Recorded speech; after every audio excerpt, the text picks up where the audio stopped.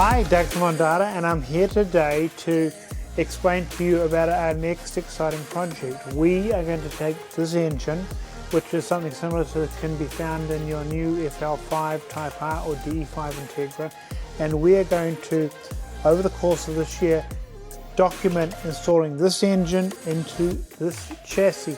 And to make it even more fun and harder, this is going to be fully street legal. So stay tuned with us as we explain to you how this is done.